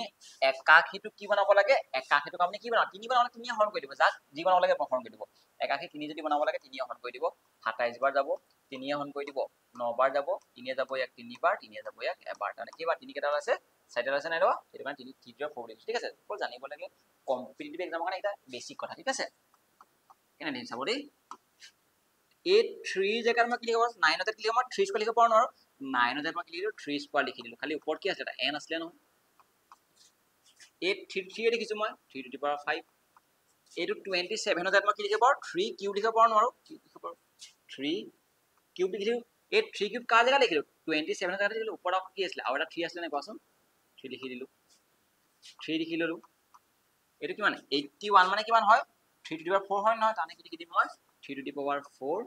আৰু কিমান দিলো ওপৰত 4 আছিল এই যোগলে কিমান হ'ব এটো কিমান মানে কোৱাচোন 3 টু দি পাৱাৰ 3 সব মই কি কৰিলো 3 বনাই দিলো বেছিক আছে নে একো মই বেছিকে লিখা নাই প্ৰশ্নত মই একো বেছিকে লিখা নাই ঠিক আছে মই যেনেকৈ আছে তেনেকৈ লিখিছো এতিয়া চকচোন আমি প্ৰপাৰ্টিজ বোৰ ইউজ কৰো এফালে মই লিখিছো দেই মই ৰাখিব এটা ভূমিৰ ওপৰত দুটা ঘাটে ঘাটিলে কি যায় ইনটু হৈ যায় নে কি হ'ব 3 to the power 2 into n কিমান হৈ যাব 2n হৈ যাব ঠিক আছে এটো কি আছে 3 টু দি পাৱাৰ 5 আছিলে আৰু কি আছিলে এটা ভূমিৰ যদি দুটা পাৱাৰ থাকে পাৱাৰ কি যাব ইনটু হৈ যাব 3 3 কিমান হৈ যাব 9 হৈ যাব 3 3 9 হৈ যাব তলত কি আছিলে 3 আছিলে এই 4 4 কিমান হৈ যাব 16 হৈ যাব মানে 3 টু দি পাৱাৰ 16 হৈ যাব আৰু যোগলে কিমান হৈ যাব 3 কিউব আছিলে এতিয়া চাওচোন ইয়াত 3 কেটা আছিলে কোৱাচোন 3 আছিলে কেটা 16টা ইয়াত কেটা আছিলে কোৱাচোন মিলি পেনি 14টা তাৰ মানে ইয়াৰ সদায় মই ৰাখিব এই 3 5টা আছে 3 9টা আছে ওপৰত এই বেস যদি একেই থাকে পাৱাৰ গিটা প্লাস কৰি দিব পাৰে তাৰ মানে কেনে হ'ব 5 যোগ 9 14 হৈ যাব 3 মানে 14টা হ'ব ঠিক আছে এবোৰ ডাইৰেক্ট কৰিব এই 3 যে 14টা আছিলে ইয়াৰ 16টাৰ থাকি গল কেটা দুটা কথাটো কিছু গল মানে ইয়াৰ 14টাৰ লগত ইয়াৰ 16টাৰ থাকি গল 16টা কাটাৰ থাকি দুটা থাকিলে হয় না এইটোৱে চাব দেই আবাৰ কি কৰিলো মই ইয়াত থাকিলে কি ওপৰত 3 টু দি পাৱাৰ 2n থাকিলে নে তাৰ পাছ অপচন ইয়াত 3 স্কয়াৰ মানে কি তিনি কেটা আছে দুটা আছে ইয়াত আমি কেটা হল কওকচোন এনেকে আছে নে 3 আৰু 3 কি থাকিলে স্কয়াৰ থাকিলে ইয়াত পাৱাৰ এপনা মানে কি আছে কওকচোন 1 টা আছে 3 দুটা 3 মানে কি 3 তিনটা হৈ গল নে কওকচোন 3 তিনটা হৈ গল equal to 3 to the power 3 হৈ গল এটোকে যদি মই কৰো কি হ'ব গম পাছেনে এটো ডিভাইড দিবলৈ হলে কি হ'ব ইনটু হ'ব নহব 3 to the power 2n 3 to the power 3 into 3 to the power 3 হ'ব নে নকা হৈ যাব ঠিক আছে এইটা ডিভাইড দিলে ইনটু হৈ গল আৰু ইয়াকে যদি মই অকমান সিম্পলিফাই কৰি তো আমাৰ আনসাৰ উলাই দিব কেনেকৈ ওলাব আনসাৰ চাব দেই 2n বেস যদি একেই থাকে পাৱাৰ গিটা ইনটু হৈ থাকিলে কি হয় বেস যদি ইনটু এটা পাৱাৰ গিটা প্লাস হৈ যায় নে কি হ'ব 3 to the power 6 হৈ যাব বেস তো একেই আসলে ইনটু হৈ আছে পাৱাৰ গিটা প্লাস হৈ যাব এটা সব মই এটা কথা কৈছিলো যে আপোনালোকক যদি বেস যদি একেই থাকে বেস যদি একেই হয় মাজু যদি ইকুৱেল চিন থাকে এই পাৱাৰ গিটা ইকুৱেল হ'বই লাগিব এই পাৱাৰ গিটা ইকুৱেল হ'ব তেতিয়া ইকুৱেল হ'ব মই এটা एग्जांपल লও 2 টু দি পাৱাৰ 3 লগত 2 টু দি পাৱাৰ কি ইকুৱেল হ'ব আৰু আমি জানো যে 2 টু দি পাৱাৰ 3 মানে 8 এটো 8 হলেহে সমান চিনটো মানে কি দুইফালে সমান হ'ব লাগিব না মানে কি ইয়াটো যদি 3 বেস আছে ইয়াটো যদি 3 বেস আছে আমি পাৱাৰ গিটা ইকুৱেল হ'ব লাগিব না দ্যাট মিন্স কি গম পালে আপুনি 2n ৰ ভ্যালুটো কি হ'ব লাগিব 6 ৰ সমান হ'ব লাগিব আৰু কি হ'ব এই 2 টু ইনটু হৈছে বলে কি হ'ব ডিভাইড হৈ যাব নে দ্যাট মিন্স কি হ'ব ইয়াৰ আনসাৰটো কি হ'ব অপচন নম্বৰ 3 3 কি হ'ব দিলে অপচন নম্বৰ সি দিয়া আছে হয় নহয় এটোৱে দুইটো পূৰণ হৈছিলে হৰণ হৈ গল ওকে ক্লিয়াৰ হ'ল নে এইবোৰ মই স্কিপ কৰিব পাৰো স্টেপ যাতে সকলোৱে বুজি পায় তাৰ কাৰণে মই সকলো বস্তু স্টেপ কৈ দেখাইছো ঠিক আছে কোৱেশ্চনটো কৈছে if x is 80% of y then what percent of 2x is y এনেকুৱা যোৱাবাৰ কোৱেশ্চন আহিছে ঠিক আছে যোৱাবাৰ কি হৈছে সৰি আমাৰ যোৱাবাৰ এনেকুৱা কোৱেশ্চন আহিছে এত কৈছে যে x নামৰ সংখ্যাটো y ৰ 80% x নামৰ সংখ্যাটো y ৰ 80% এটো ৰ মানে অফ ঠিক আছে 80% of y মানে এই কথা কৈছে এটা হৈছে তেতিয়া হলে what percent of 2x মানে হে 2x is y মানে হে y to 2x ৰ কিমান পাৰ্সেন্টেজ আমি এটো লিয়াবলৈ কৈছে পাৰ্সেন্টেজ আমি কি হে ইনটু কৰো 100 ইনটু কৰো আমাক কৈছে যে what percent of 2x is y আমাক কৈছে এই y to 2x ৰ কিমান পাৰ্সেন্টেজ এটো যে কৈছে তো সেইটো মিনিং তাৰ কাৰণে কি পাব লাগিব x গম পাব লাগিব y গম পাব লাগিব আমি x আৰু y টো লিয়াবলৈ চাওচোন আমি যদি ভালদৰে চাও x টো মই x এ লিখি ললো y টো মই y লিখিলো অফ মানে পূৰণ হয় 80% মানে কি হয় 80/100 কোনবা যদি গম পায় 4/5 হয় নহয় কেনেকৈ হয় দেখাই দিছো বাৰু পার্সেন্টেজ হলে কি বল এখন তললে গুছি আহিব না আহি যাব 0 0 ক্যান্সেল গুছি গল 2 ৰে গুছি গল 4 বাৰ 2 ৰে গুছি গল 5 বাৰ 80% মানে যে 4/5 হয় আপুনি গম পাবই লাগে ঠিক আছে হলো মই দেখাই দিছো কেনেকৈ হৈছে 0 0 ক্যান্সেল 2 ৰে গুছি গল 4 বাৰ 2 ৰে গুছি গল 5 বাৰ তাৰমানে কি দেখিলে x = y * 4/5 এতিয়ালৈকে পাইছে এটা যেটো মই x আৰু y ৰ ৰেশিওটো লেভেল চাওচোন মই এটো y টো পূৰণ হৈ আছে নে এফালে কি হৰণ হৈ যাব নে কি গম পালে তেতিয়া হলে 4/5 হৈ থাকিলে এটো পূৰণ হৈ আছে বলে হৰণ হৈ গল মানে আপুনি গম পালে যে এই x আৰু y ৰ যেটো ৰেশিও হয় ন 4:5 এটা কোনবাই ক'ব যে x আমাৰ এটা x মানে কিমান এনে আসলতে 4 নহয় চাৰিটা অংক আসলে 4 কে ধৰিব লাগে এটা কনস্ট্যান্ট এটা আহিব লাগে আমি ইয়াত যেটো কে বোৰ কেনসেল গুছি যায় ঠিক আছে সেইকাৰণে আমি ডাইৰেক্ট কি কৰিব পাৰো জানেনে এই y মানে আমি কি লব পাৰো y মানে ডাইৰেক্ট কি লব পাৰো 5 লব পাৰো y মানে কি লব ডাইৰেক্ট 5 লব পাৰো আৰু x টো কিমান হয় কওকচোন x টো কিমান হয় কওকচোন 4 হয় নহয় খালি আমাক আজি অকল x লবলে নাই কওকচোন বুলি কৈছে 2x বুলি কৈছে নহয় 2x লবলে কৈছে মানে কি x ৰ দুগুণ লবলে কৈছে এনে x টো 4 হয় সেইটো আমি গম পাও 4 খালি দুগুণ লবলে আছে মানে কেন 8 লব লাগিব না লাগিব আৰু আমাক কিমান পাৰ্সেন্টেজ হয় দিছে আৰু সকলোৱে গম পাবলে 5/8 মানে কিমান গম পাইছে নি 62.5 হয় আমি জানিব লাগে যে 1/8 মানে 12.5% আৰু এই 5/8 মানে কিনো তাৰ 5 গুণ ইয়াৰ 5 গুণ কৰা মানে কি ইয়াৰো 5 গুণ কৰিব লাগিব ন ইয়াকো 5 গুণ কৰিব লাগিব ইয়াৰ যদি 5 গুণ কৰা কেনে 62.5 মানে আনসাৰ হ'ব এইটো হলো মই কৈ দেখাইছো কাৰোবাৰ যদি ডাউট আছে এই যদি মই পূৰণ কৰো কিমান হ'ব 500 হ'ব নে 500ক যদি মই 8 ৰে হৰণ কৰো এনেকুৱা এটা ওলাব আৰু আমি জানো যে এইটো কি হয় এটা অপ্ৰকৃত ভগ্নাংশ মানে ওপৰটো ডাঙৰ হয় নে তলতকৈ ওপৰ ডাঙৰ হয় তাক কি বুলি কোৱা হয় ইমপ্ৰপাৰ বুলি কোৱা হয় তাকে যদি মই 8 ৰে যদি হৰণ কৰো 62 বাৰ যাব ওপৰ থাকি যাব কিমান গম পাইছে নে 4 থাকি যাব হৰণ কৰিছো হৰণ কৰি দেখাও নেকি পাৰিব আৰু এইটো হয় না 500ক যদি মই 8 ৰে হৰণ কৰো 8 6 গুণ 48 থাকিলে আপোনাৰ 2 50 পাঁচ 48 যোগ 2 থাকিলে 2 টো হৰণ না যায় এটা 0 আহি গল 8 দুগুণ 16 হৈ গল 4 টো হৰণ না যায় তাৰমানে কি লিখিলো 8 ৰে হৰণ কৰিলে ইয়াত লিখে 62 বাৰ গল ইয়াত লিখে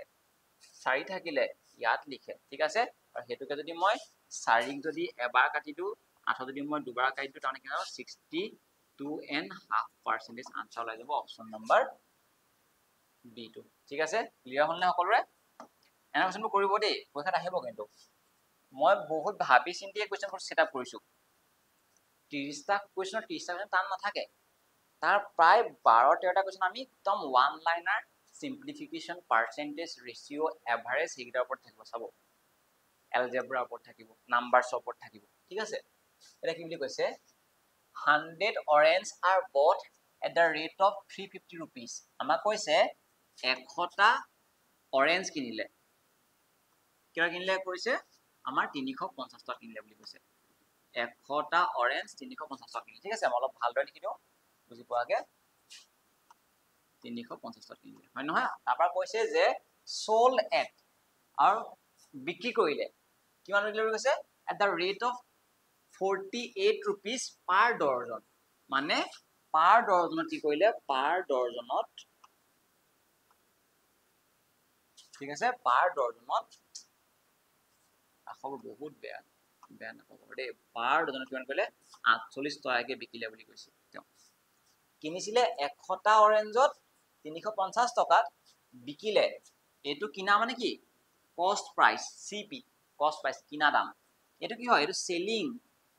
এক ডজনত 48 কে বিকিছে বুলি কৈছে এতিয়া আমি সদায় চাম যে কস্ট প্ৰাইস আৰু সেলিং প্ৰাইস উলিয়াই লম আৰু সদায় মন ৰাখিব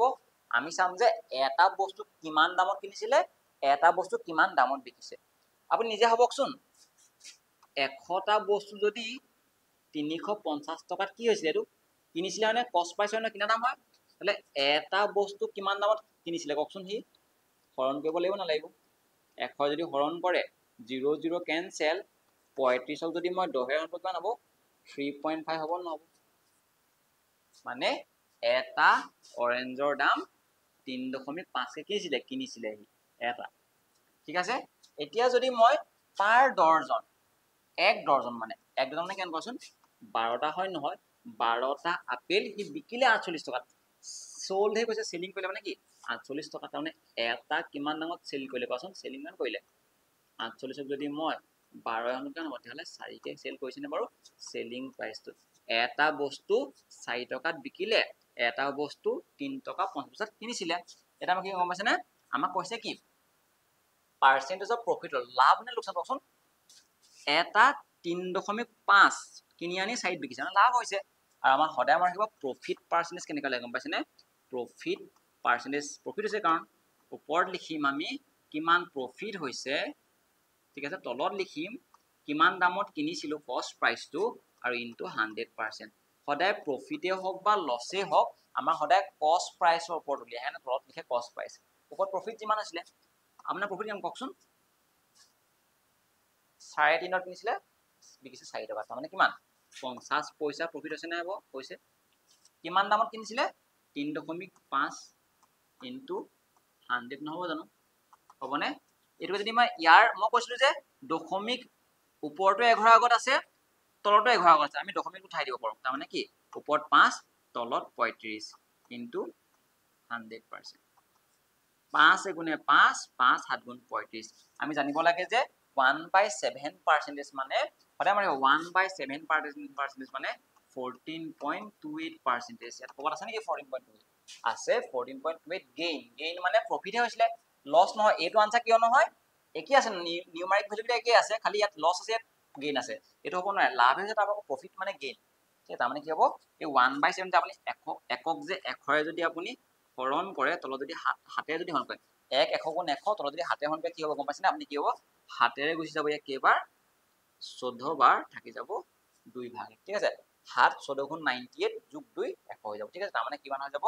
14 and 2/7% হৈ যাব ঠিক আছে ক্লিয়াৰ হ'ল নে ফ্ৰেকশনাল ভ্যালু মন ৰাখিব ঠিক আছে যাতে আমি ক্যালকুলেশন কৰিব দৰকাৰ নাই নেক্সট কোৱেশ্চন যাও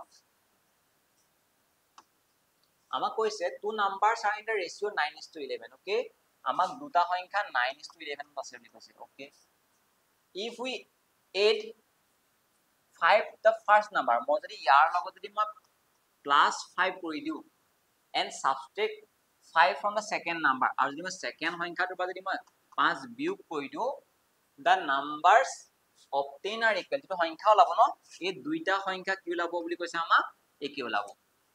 ঠিক আছে তেলা সংখ্যাকেইটাৰ যোগফল কিমান এতিয়াতো মই সংখ্যাকেইটা কিমান আছে গম নাপাও নহয় খালি আমি গম পালো যে সমান নাছিলে সংখ্যাকেইটা সমান নাছিলে ঠিক আছে সমান নাছিলে যদি সমান নাছিলে তেতিয়া হলে আমাৰ সংখ্যাকেইটাৰ যোগফল কিমান হ'ব চাওঁচোন এটো দুই ধৰণে কৰিব পাৰি মই যদি কৰো চাবলি a টুতকৈ a টু কেটা অংশ ডাঙৰ বাৰু 9 11 কেটা অংশ ডাঙৰ দুটা অংশ ডাঙৰ হয় নহয় চক মই এটা एग्जांपल লৈছো দেই এটা সংখ্যা a2 আসলে এটা সংখ্যা এটা আসলে অকমান বেসিক প্ৰশ্ন হ'ব a2 সংখ্যাৰ লগত 5 যোগ কৰি মই ইয়াক আৰু ডাঙৰ কৰি দিলো ইয়াক মই 5 বিয়োগ কৰি পিনি আৰু সৰু কৰি দিলো মানে তাৰ মানে মই এহেতৰ মাজত গেপটো কিমান আনিলো কওকচোন ভাবক দেই আপোনাৰ ওচৰত আৰু মোৰ ওচৰত কিবা এটা গেপ আছিলে পইচাৰ কথা কৈছো মই আসলে কিবা এটা গেপ আছিলে হে গেপটোকে মই 5 বহাই দিলো আপোনাৰ 5 টকা কমাই দিলো গেপটো কিমান হ'ল কিমান গেপ হ'ল কওকচোন বুজি নাপালে চাব দেই আপোনাৰ ওচৰত 20 টকা আছিলে মোৰ ওচৰত 25 টকা আছিলে 25 টকা নকৰব 28 টকা আছিলে বুলি কম 28 টকা আছিলে এতিয়া মোক কক আপোনাৰ আৰু মোৰ এটো আপোনাৰ হয় এটো আপোনাৰ এটো মোৰ এটো আপোনাৰ আমাৰ মাজৰ গেপটো কিমান কওকচোন আমাৰ মাজৰ গেপটো কিমান হয় 28 হয় নহয় মানে 8 হয় নহয় 8 টকা গেপ হয় যদি মই কৈছো যে ইয়াক যেনিবা মই 5 টকা বহাই দিলো এটা কাম কৰো হৰটো মই কি কৰিলো 5 বহাই দিলো 5 দিব বহাই দি কেনে হ'ব কওকচোন 25 যাব নে 25 যাব ইয়াক যদি মই 5 কমাই দি কেনে যাব কওকচোন 23 যাব নে 23 যাব এতিয়া এহেতৰ গেপটো কিমান আছে কওকচোন এহেতৰ গেপটো কিমান আছে বাৰু এহেতৰ গেপটো কিমান আছে এতিয়া কিমান হৈ গল 2 হৈ গল কিমান হৈ গল এহেতৰ গেপটো 2 হৈ গল ঠিক আছে এহেতৰ গেপটো কি হৈ গল 2 হৈ গল এতিয়া মোক এটা কথা কক যদি মই এই দুটা যদি মই সমান সমান মিলাবগে লাগে ইয়াতকৈ দুটা অংশ কি আছিলে ইয়াতকৈ কেটা অংশ আছিলে দুটা অংশ সৰু আছে দুটা অংশ ডাঙৰ আছিলে আপুনি নিজে ভাবকচোন যদি এহেতক সমান কৰিবৰ কাৰণে ইয়াক 5 বাৰ 5 মানে কিমান 10 এটা গেপ আহি গৈছে নে তাৰমানে কি সেই দুটা অংশই আমাৰ মানে 10 বুজাইছে দুটা অংশ যদি আমাৰ 10 বুজাইছে দুটা অংশ মিলাবৰ কাৰণে আমাৰ 10 এটা 5 বহাব লাগিছে এটা 5 কমাব লগিয়া হৈছে তাৰমানে কি এটোৰ পৰা 5 বহাইছে এটা 5 কমাইছে তাৰমানে কি 10 গেপ হৈ গ'ল নে দুটা অংশ 10 বুজাব মানে এটা অংশ কেনে হ'ব বলে এটা অংশ কিমান হ'ব তেতিয়াহ'লে এটা অংশই 5 বুজাব কাৰণ 10ক যদি মই 2 আন কৰি দিওঁ 10ক যদি মই 2 আন কৰি 5 নহব জানো এটা হৈছে সংখ্যাকেইটাৰ যোগফল কিমান ইয়াৰ 9টা অংশ মানে 9x ইয়াৰ 11x 9 যোগ 11 কিমান হ'ব 20টা অংশ হ'ব নহ'ব 20টা অংশ হ'ব নহ'ব এটা অংশ যদি 5 হয় 20টা অংশ নহবচোন এটা অংশ যদি 5 হয় 20টা অংশ কিমান হ'ব 100 নহ'ব জানো মানে কি হ'ব অপচন এটো হৈ যাব কোনবাই বুজি নাপালে মই জানো সো এইবোৰ মেথড এইবোৰ এপ্ৰোচ মানে মুখত লাই যা কোৱেশ্চন হয় সেই কাৰণে মই কি কৈছো যে আপোনালোকে জাস্ট কি কৰক বেসিকটো ক্লিয়াৰ কৰক মই যদি এইটো সংখ্যাটো যদি মই 9x বুলি ভাবো এই যদি মই 11x বুলি ভাবো আৰু ৰেশিওত আছে তাৰ লগত যদি মই 5 যোগ কৰি দিও ইয়াৰ লগত যদি মই 5 বিয়োগ কৰি দিও সেকেন্ড সংখ্যাটোৰ পৰা এহেতৰ যদি সংখ্যা লাব সেই সংখ্যা গিটাৰ যদি ৰেশিও হ'ব ন সমান হ'ব মানে 1:1 হৈ যাব সমান হৈ যাব কাবা বলে মন গৈছে মই 2:2 লনি ল'ব পাৰে 3:3 লনি ল'ব পাৰে সমান হৈ যাব যিয়ে ন সমানে হ'ব এই যে মই এইটো পূৰণ কৰো বৰ্জবনি ইয়াৰ লগত যদি মই এইটো পূৰণ কৰো কিয় হ'ব 11x ৰ লগত যদি মই 11x - 5 ৰ যদি মই 1 ইনটু কৰো এটোই হ'ব ইয়াৰ লগত যদি মই এইটো পূৰণ কৰো কি হ'ব 9x + 5 হ'ব x বোৰ এফালে লৈ গুছি আহিম 11x + টো এফালে লিখি -9x মাইনাস হলে কি প্লাস হ'ব নহব হেতু কথাই কৈছিলো মই কি কৈছিলো গম পাইছেনে এই যে আপুনি 2x পালে যে 10 পালে হেতু কথা কৈছিলো মই ঠিক আছে দুইটো ইফালে গলে কি হ'ব হৰণ হ'ব নহব তাৰ মানে কি হ'ব x বুলি কেন হৈ যাব 10ক যদি মই 2 অংক কেন হ'ব x বুলি 5 টো হৈ যাব নে আপোনালোকে কি সংখ্যা কেইটাৰ যোগফল কি লৈছিলে এটা 9x লৈছিলে নে 9x এটা কি লৈছিলে 11x লৈছিলে নে তে মই যোগ কৰি কিমান হ'ব 20x হৈ যাব নে x বুলি কিবা ভাল পাছন x বুলি 5 বহাই দিম নে কেন যাব 100 হৈ যাব না যাব এটা বস্তু ঠিক আছে বেছি যদি আপোনালোকৰ স্লো হৈছে আপোনাক কাম কৰা স্পিডটো বঢ়াই যাব দেই নেক্সট কোৱেশ্চনটো কি দিয়া আছে আমাক কৈছে p সৰি আমাক কৈছে p/q/r দিয়া আছে 1:2:4 দিয়া আছে আমাক কৈছে ইয়াৰ বৰ্গমূলটো ভ্যালু উলিয়াবলৈ কৈছে ঠিক আছে আমাক কৈছে √5 p² q² r² বহাই দিম ডাইৰেক্ট সক ইয়াত k নিদিলেও হয় ঠিক আছে k নিদিলেও হ'ব আমাৰ ডাইৰেক্ট ইয়াৰ ভ্যালুটো কৈছে ইজ ইকুৱেল টু কাৰ লগত ইকুৱেল হৈ হৈছে মই বহাই দিম p ভ্যালু কিমান দিম কোৱাচোন এটা অংক p টো p যাতে 1 বহাই দিম 5 * 1² প্লাস এই q যাত কি বহাই দিম q যাত বহাই দিম কি 2 বহাই দিম 2² আছে আৰু এখানে মই কি বহাই দিম 4 বহাই দিম 4² বহাই দিম যদি মই কৰি চাও কি হ'ব 1² মানে 1 1 5 * 5 হৈ যাব 2² মানে 4 হৈ যাব 4 4 * 16 হৈ যাব মানে 16 হৈ যাব যদি মই এটা যোগ কৰি কিমান লাব যদি যোগ কৰি কিমান হ'ব বৰ্গমূলটো ভিতৰত 25 ওলাই যাব 5 4 9 9 লগ যোগলে 25 হ'ব আৰু ইয়াৰ বৰ্গমূল কিমান 5 হৈ যাব নে তাৰমানে অপচন নম্বৰ কোনটো হৈ যাব তেলে অপচন নম্বৰ A2 হৈ যাব ঠিক আছে এটো ইজি আসলে ৰেশিও খুব মই এখানে কৈছো না ইয়াত আকৌ 1k q value 2k 4k ধৰিব নালাগে ঠিক আছে ওকে নেক্সট কোৱেশ্চনটো আমাক কৈছে the length of a rectangle এটা ভাল কোৱেশ্চন আছে but the length of a rectangle is increases by 30% আমাক কৈছে এটা rectangle মানে এটা আয়ত আছিল আমি গম পালে rectangle কি হয় বিপৰীত বাহু এইটো বাহুৰ আৰু এইটো বাহুৰ কি হয় সমান হয় ঠিক আছে ইয়াৰ লগত ইয়াৰ সমান ইয়াৰ লগত ইয়াৰ সমান ঠিক আছে আমাৰ যদি মই length যদি বঢ়াই দিও মানে আগতে length এটো আছিল নে এতিয়া মই অলপ length বঢ়াই দিও দেই বঢ়ালে কেনেকুৱা হ'ব চাওচোন আগতে ইমান আছিল মই এতিয়া কি কৰিলো বঢ়াই দিলো length বঢ়াই কেন ভাল লাগিছে 30% বঢ়াই দিলো কেন বঢ়াইলো মই 30% আগতকৈ বঢ়াই দিলো তাৰপা কৈছে what percentage would be the breadth have to be decreased এটা মোক কৈছে এই যেটো ব্ৰেডটো এটো আছে নে বহলটো এটো আছে নে এই প্ৰস্থটো মই এটা কিমান কমাব লাগিব সুধিছে যাতে to maintain da same area যাতে মই এই যাতে এৰিয়াটো যাতে আগৰ যেটো এৰিয়া আছিল আগতে এৰিয়াটো মই কি দেখিছো চাব দেই মই আগৰ এৰিয়াটো ব্লু কালাৰ দিছো আগৰ এৰিয়া মানে কোন ডখৰ আছিল এই ডখৰ অকল এই ডখৰ নতুন এৰিয়াটো কি গম পাইছে নে নতুন এৰিয়াটো কোন ডখৰ হ'ব গম পাইছে নে এই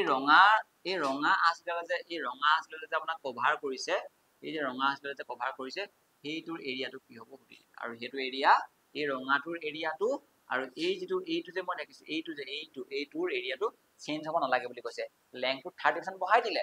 তে ব্ৰেড কিমান বঢ়াব লাগিব যাতে আমাৰ এৰিয়াৰ কোনো চেঞ্জ নাহে ঠিক আছে এৰিয়া চাওঁচোন আমি জানিব লাগে যে এৰিয়া কেনেকৈ উলিয়াই ৰেক্টেংগুলাৰ এৰিয়া কেনেকৈ উলিয়াই লেংথ দৈৰ্ঘ্য বেলেগখিনি লৈ লৈছো দেই দৈৰ্ঘ্য লেংথ ইনটু ব্ৰেথ দৈৰ্ঘ্য পূৰণ প্ৰস্থ সকলোৱে গম পায় এইটো ফৰ্মুলা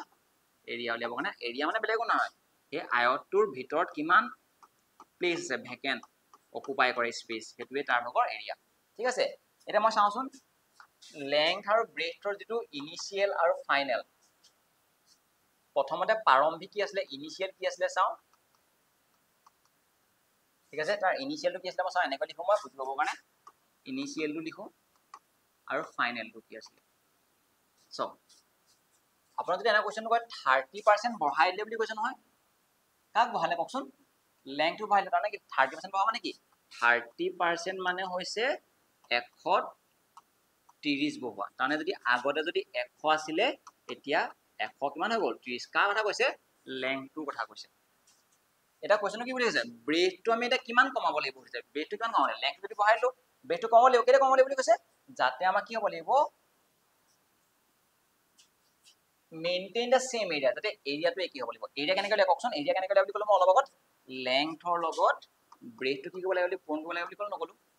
এতিয়া কি হ'ব এই প্ৰস্থ কিবা এটা হ'ব এইটো প্ৰস্থ কিবা এটা হ'ব খালি কি হ'ব আমি পূৰণ কৰিলে এইটো আৰু এইটো যদি পূৰণ কৰো দৈৰ্ঘ্য প্ৰস্থ প্ৰথম প্ৰাৰম্ভিক কিমান আছিলে আমি গম নাপাওঁ ন কাৰণ প্ৰস্থ গম নাপাওঁ এইটো পূৰণ হ'ল আৰু এইটা পূৰণ হ'ল দুটা কি হ'ব লাগিব একেই হ'ব তেতিয়া মানে কি এৰিয়াটো কি লেংথ মানে এৰিয়া নহয় জানো এৰিয়া নহয় জানো এৰিয়াটো কি হ'ব লাগিব ইয়াত যিমান হ'ব ইয়াতো সিমানেই হ'ব লাগিব আপুনি নিজে ভাবকচোন 100 টো 30% বাঢ়ি পিনি 130 হৈ গ'ল ইয়াত কি সংখ্যা দিম এইকেইটা সংখ্যা যাতে ইয়াৰ আৰু ইয়াৰ পূৰণফলটো এইটো ইয়াৰ আৰু ইয়াৰ পূৰণফল দুটা সমান হ'ব লাগিব মই কম দেই 2 লগত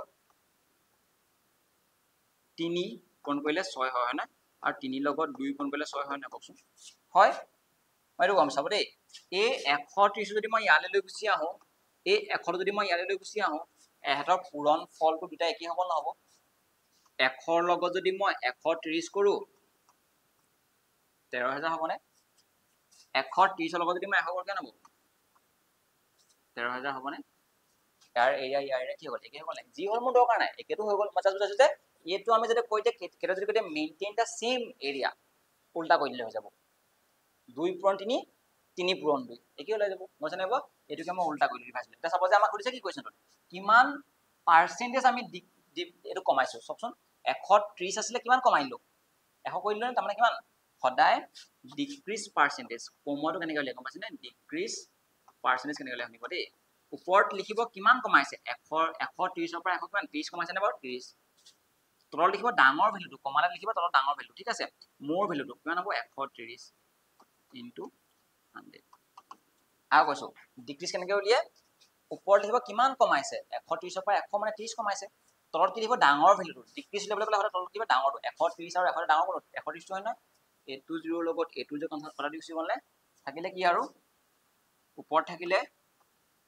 30 ৰ লগত যদি মই 10 কৰো 300 হৈ যাব নে তলত থাকিলে 13 এই যদি মই কৰো তেতিয়ালে কিমান লাভ হৰণ কৰিব লাগিব ঠিক আছে হৰণ কৰো একো নাই এপ্ৰক্সিমেটলি কৰিব পাৰে আপোনাৰ অপচনটো হোৱাৰ চান্স কোনটো আছে 3 বাৰটো নাযায় 25 26 যাব নেকি বা লাইসেন্স কিবা এটা চাও 2 13 26 হৈ গ'ল নে 26 হৈ গ'ল যদি বিয়োগ কৰো 4 0 3 13 কিমান হৈ গ'ল 39 হৈ গ'ল নে এক থাকিলে একনে দশমিক 23 point something ওলাইছে what percentage would they have to decrease to maintain the same area question to কিবা আমাৰ অপচনটো খেলি মেলি আছে নেকি 30% বহালে to maintain the same area 130 ক যদি আমি 100 কৰো 30 কমাইছো 130 যদি মই 130 ঠিকে আছে 0 0 ক্যান্সেল হৈ গ'ল 30 ৰ লগত 10 কৰি 300 হৈ গ'ল 13 যদি হৰণ কৰো 13 3 গুণ হ'ব ন নাযাব নেকি নাযাব ন এটা অপচনটো কেন আছে ঠিকেটো কৰিছো মই 300 যদি মই 13 হন কেন হ'ব 13 দুগুণ 26 হৈ যাব থাকি যাব 4 0 3 13 39 হৈ যাব 1.0 পইণ্ট দিয়া আছে 23 point something হ'ব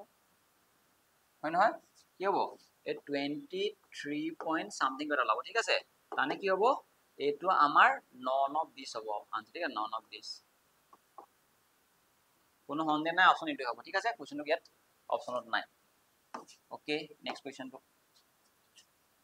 কনফিডেন্স টু মেইন দেই কনফিডেন্স টু মেইন আমাক কৈছে a thief steal a car is কি বুলি কৈছে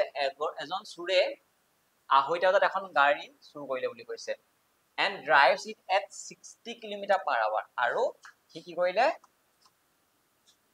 2:30 এখন গাড়ী চুৰ কৰিলে আৰু হি 60 km স্পীডত গৈছে বুলি কৈছে প্ৰতি ঘণ্টাত মানে পাৰ আৱাৰ এঘণ্টাত হি 60 স্পীডেৰে a thief is discovered at 3 pm আৰু কি কৰিলে হে চুৰজনক দা thief is discovered at 3 pm মানে হে চুৰজনক 3টা বজাত দেখিলে কোনে and the owner দেখিলে set off in the another car at 75 ক'লে যে মোক কওকচোন এই চুৰজনে এঘণ্টাত কিমান যাব পাৰে কৈছে না এঘণ্টাত কিমান যাব পাৰে 60 km স্পীডে চলাইছে এটা এই বস্তু চাওকচোন 3টা বাজিলে 3 pm হৈ গ'ল 3 pm ত চাওকচোন ই 2:30টাতে আৰম্ভ কৰিছিলে নে সি এঘণ্টাত যদি 60 যাব পাৰে সি 2:30টাৰ পৰা 3টা লৈকে আধা ঘণ্টা চলাইছে নে কিমান যাব তেতিয়া হলে 60 আধা 30 কিলোমিটাৰ আগবাঢ়ি আছে নে এই 30 কিলোমিটাৰ কোন আগবাঢ়িছে কওকচোন এই চুৰজন কি হৈছে আগবাঢ়ি আছে কাট কৈ এই ওনাৰজনত কৈ তাৰমানে গম পালো যে 3টা বজাত এজন ইয়াত আছে যাৰ গাড়ীখন হয় ওনাৰজন আৰু চুৰজন কি হৈছে যেতে 2:30 বজাৰ পৰা চলাই আছে ন 2:30 বজাৰ চলাই আপুনি আধা ঘণ্টা চলাইছে নে এঘণ্টা যদি তেওঁ 60 যায় আধা ঘণ্টা যাব 30 কিলোমিটাৰ যাব না যাব 30 কিলোমিটাৰ গম পালে তেওঁ মানে তেহেতৰ গেপটো কিমান হৈ গ'ল 30 কিলোমিটাৰ হৈ গ'ল এটা কোৱেশ্চন কি কৈছে যে when will they overtake the thief এটা কৈছে কিমান thief জনক overtake কৰিব মানে লগ পাবলৈ বা ক্ৰস কৰিবৰ কাৰণে নেক্সট যেটো আমি কওঁ overtake হ'লে কিমান সময় হ'ব দিছে বুজি পাবকচোন এওঁলোকৰ মাজৰ গেপটো কিমান হয় 30 হয় নহয় সেই 30 গেপটো এই ওনাৰজন কিমান স্পীডে আহিব ওনাৰজন আহিব 75 কিলোমিটাৰ স্পীডে আহিব আৰু thief কিমান যাব thief যাব 60 km/h যাব 60 স্পীডে তাৰমানে কি প্ৰত্যেক ঘণ্টাত ই 15 ইয়াতকৈ বেছি স্পীড আহিব নে ই এঘণ্টাত আহিব 75 ই আহিব কিমান এঘণ্টাত 60 যদি মই চাও এহেতৰ মাজৰ যেটো টাইম লাগিব টাইম মানে কি হয় টাইম হল ডিসটেন্স বাই স্পিড হয় ডিসটেন্স কিমান হয় কওকচোন এটাত গেপটো কিমান 30 হয় না গেপটো কিমান হয় দুইটাত গেপটো 30 এ হয় ধৰা পেলাবৰ কাৰণে 30 কিলোমিটাৰ হে আহিব লাগে ইয়াৰ পৰা ইয়ালৈ আৰু স্পিডটো কি হ'ব ইউ চলি আছে নে দুইটা বস্তু মুভমেন্টত যদি থাকে আমাৰ ৰিলেটিভ স্পিডে কাম কৰে আপুনি দৌৰি আছে বলে মই খেদি খেদি গৈ আছো তাৰমানে কি হৈছে আপুনি যদি 60 স্পিডত গৈছে ন মই যদি 75 গৈছো মোৰ অনুভৱ নহয় যে মই 75 গৈছো কেলে কাৰণ হি 60 গৈ আছে নহয় তাৰমানে আমাৰ যেটো ৰিলেটিভ স্পিড হ'ব ন আমাৰ ৰিলেটিভ স্পিড কি বিয়োগ কৰিব লাগিব যদি ডাইৰেকশন যদি ইয়াকটো খেদি আহিছে ন খেদি আহিলে কি হ'ব সেম ডাইৰেকশনে হ'ব যদি সেম ডাইৰেকশন যদি আহে স্পিডটো কি কৰে মাইনাস কৰে ঠিক আছে তাৰমানে কি হ'ব স্পিডটো 75 পৰা যদি মই 60 বিয়োগ কৰো 15 হ'ব দ্যাট মিন্স কি 2 ঘন্টা সময় লাগিব গম পাইছে নে পোৱা ঠিক আছে কাৰণ এটো কি ই আসলে কিলোমিটাৰ ই কি আসলে কিলোমিটাৰ/আৱাৰ 15 কিলোমিটাৰ গম পাইছে নে দুটা বস্তু যদি সেম ডাইৰেকশনত যায় তাৰ যদি মই খেদি যাও স্পিডটো কি আহে ৰিলেটিভ স্পিড ঠিক আছে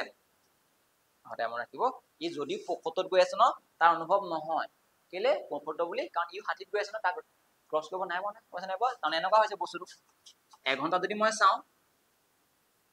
ওনাজন কিমান যায় ই 70 গুচি যায় কিন্তু তাকে দেখিবি না কো ই কিমান যায় ইও 60 যায় নহয় এটা ইও 60 এটা মানে যদি 60 যায় এটা যদি 75 বুলি কৈছে দেই মই এটা যদি 75 যায় 75 না 75 যায় এটা যদি 75 যায় এটা যদি 60 যায় এহেতৰ মাজৰ গেপটো কিমান হ'ব 15 হ'ব এঘণ্টা মই ই এঘণ্টাত 60 যাব পাৰে আপুনি কৈছে ভাই আপুনি এঘণ্টাত 75 গৈছে মই এঘণ্টাত 60 গৈছো না আমাক গেপটো কিমান যাব 15 লাগিব হয় না গম পাইছে নে মই খেদি গৈছো না আপোনাক ওকে ক্লিয়াৰ হল নে মানে কেন 2 ঘন্টা লাগিলে কিমান অপচন কেটা বজাৰ পৰা 2 ঘন্টা 3টা বজাৰ পৰা 2 ঘন্টা টেকনিক্স কেনে যাব টাইমটো অপচন 5টা পাই যাব অপচন নাম্বাৰ সি 3টা বজাৰ পৰা 2 ঘন্টা হয় 4-5 ঠিক আছে বুজি পাইছে এটা বস্তু কিমানটা সময় ধৰিবহে দিছে তাক ওভাৰটেক কৰা মানে ধৰা কথা হৈছে ঠিক আছে নেক্সট কোৱেশ্চন কি কৈছে এই কন্ট্ৰাক্টৰ আন্ডাৰটেক্স সৰি মহোদয় পেন স্টেটমেন্ট থাকি যায়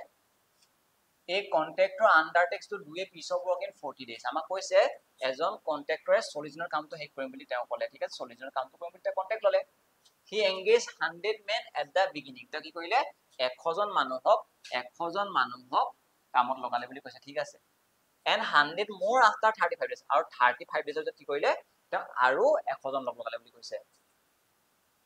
সেই সময়ত কৰিবৰ কাৰণে if he had not engaged the additional man যদি তেওঁ সেই 100 জন যে এক্সট্ৰা যে লগাইছিলে 35 দিনৰ পাছত সেইকেইজন যদি নোলোৱা হলে how many days behind the schedule the work would be finished হলে কিমান দিনত মানে এই গোটেই কামটো শিডিউলতকৈ বেছি সময় লাগিলে যায় মানে how many days behind the schedule শিডিউলতকৈ কিমান এক্সট্ৰা লাগিলে মানে সেইটো দিছে নাই কিমান সময় 40তকৈ কিমান এক্সট্ৰা লাগিলে সেইটো দিছে ঠিক আছে আমাক কি কৈছে কওকচোন 100 জন মানুহে কামত লগালে 40 দিনৰ কৰিম বুলি কৈছিলে কামটো তেওঁ ডিল কৰিছিলে তো ডিল কৰিছিলে ঠিক আছে তেওঁ ডিল কৰিছিলে যে তেওঁ এটা কি কৈছিলে কন্ট্ৰাক্ট কৰিছিলে কন্ট্ৰাক্ট কি কৰিছিলে তেওঁ 40 দিনৰ কামটো কি কৰি দিম বুলি কৈছিলে শেষ কৰি দিম বুলি কৈছিলে এতিয়া 100 জন মানুহ কামত লগালে সেই 100 জন মানে কেইদিন কাম কৰে কওকচোন 35 দিনলৈ কাম কৰিলে 35 দিনলৈ কাম কৰিলে কিয় কাৰণ 35 দিন কাম কৰাৰ পাছত তেওঁ কি কৰিলে গম পাইছেনে 100 more after মানে আৰু 100 জন কি কৰিলে 35 দিনৰ পাছত কি কৰিলে তেওঁ জয়েন কৰিলে লেংগুৱেজ ভাল বুজি চাওক হি এংগেজ 100 প্ৰথমতে হি 100 কৰিছিলে at the beginning on and 100 more after 35 days আৰু 35 দিনৰ পাছত 100 জন দি কৰিলে এড কৰিলে তাৰ মানে কি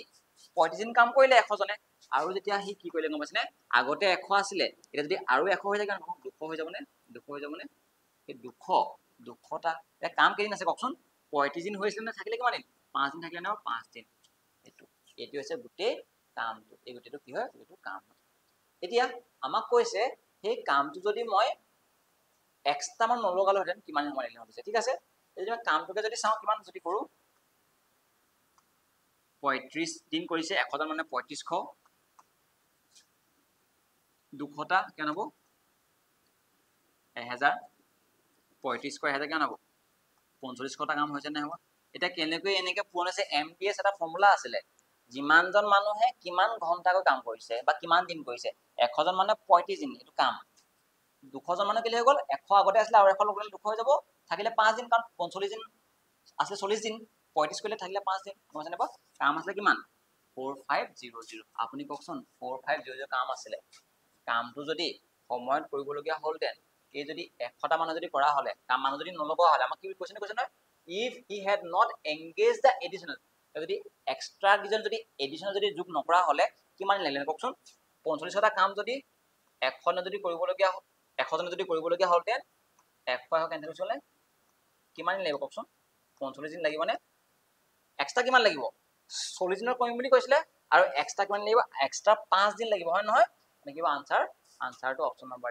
এই কোৱেশ্চনবোৰ মই আপোনাক যি সকলে টাইমে নকয় এনেকুৱা ধৰণৰ কোৱেশ্চন কৰা নাই মই সক আমাৰ কি আছে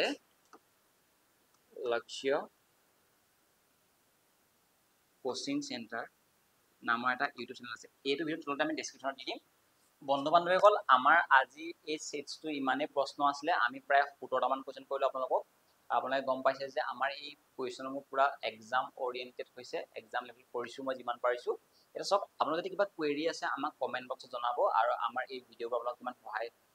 হৈছে নাই আমাক জনাব তে ভাল লাগিব সকলো ফিডবেক ক'লে ঠিক আছে বাকি আজি ভিডিওটো ইমানতে সামৰণি মাৰিছো thank you bye bye take care